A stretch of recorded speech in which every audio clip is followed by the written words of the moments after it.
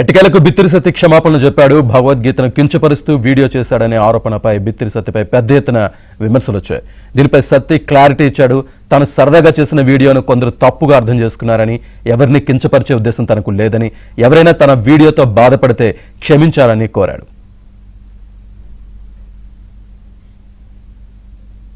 ఇదే అంశానికి సంబంధించి పూర్తి సమాచారాన్ని మా కరెస్పాండెంట్ ప్రవీణ్ అందిస్తారు. ప్రవీణ్,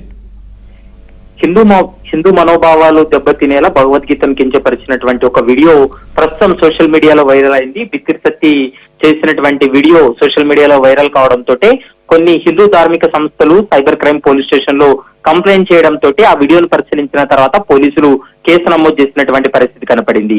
కొంత హిందూ ధార్మిక సంస్థలకు సంబంధించినటువంటి ప్రతినిధులను బిత్తిరి సత్తితో నిన్న మాట్లాడేటువంటి ప్రయత్నం చేశారు.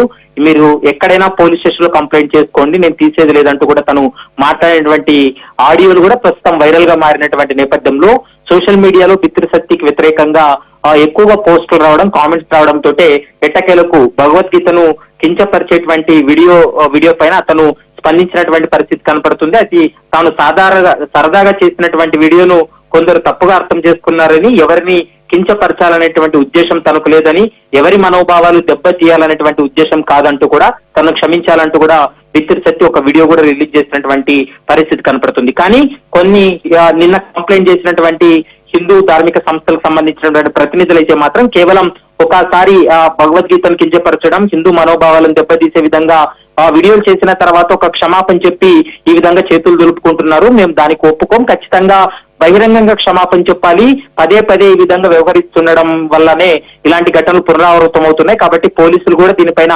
చట్టపరమైనటువంటి చర్యలు తీసుకోవాలంటూ కూడా వాళ్ళు చెప్తున్నటువంటి పరిస్థితి కనపడుతుంది. మరి చూడాలి సైబర్ క్రైమ్ పోలీసులు దీనిపైన ఎలాంటి నిర్ణయం తీసుకోబోతున్నారు. ఇప్పటికే హిందూ ధార్మిక సంస్థలు ప్రశ్నిస్తున్నట్లుగా బిత్తిరి సత్తి బహిరంగంగా వచ్చి అతను క్షమాపణ చెప్పబోతున్నాడా లేదా అనేది మాత్రం చూడాల్సినటువంటి అవసరం ఉంటుంది. Srinivas. Right Praveen, thank you. అందరికీ నమస్తే, నేను రవికుమార్ కావలి, మీ బిత్తిరి సత్తి. అయితే ఈ మధ్యన ఒక వీడియో వైరల్ చేస్తున్నారు. సో అందులో వాస్తవం ఏమీ లేదు. నేను ఎప్పటిలాగానే కామెడీ వీడియోస్ చేస్తూ చిన్న చిన్న క్లిప్స్, రీల్స్ లాగా, షార్ట్స్ లాగా పెడుతుంటా. అందులో చిన్న స్పెల్లింగ్ మిస్టేక్ అయింది. సో భగవద్గీత అంటే నేను ఆరాధిస్తా, పారాయణం చేయడానికి ప్రయత్నిస్తుంటా, ప్రచారం చేస్తుంటా. నా అభిమానులు, శ్రేయోభిలాషులు, నన్ను ప్రేమించేటోళ్ళు, నా బంధుమిత్రులు నిజంగా అది కించపరిచినట్టు అనిపిస్తే తప్పకుండా క్షమించమని అడుగుతున్నా. కానీ ఉద్దేశపూర్వకంగా చేస్తే మాత్రం అది ఎదుర్కొంటా ఖచ్చితంగా.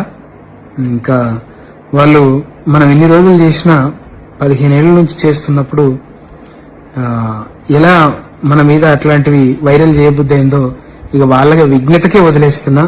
Thank you. ఎప్పుడూ మిమ్మల్ని నవ్వించడానికి, మిమ్మల్ని హ్యాపీగా ఉంచడానికి నేను వీడియోలు తీస్తుంటాను. థ్యాంక్ యూ సో మచ్ అందరికీ.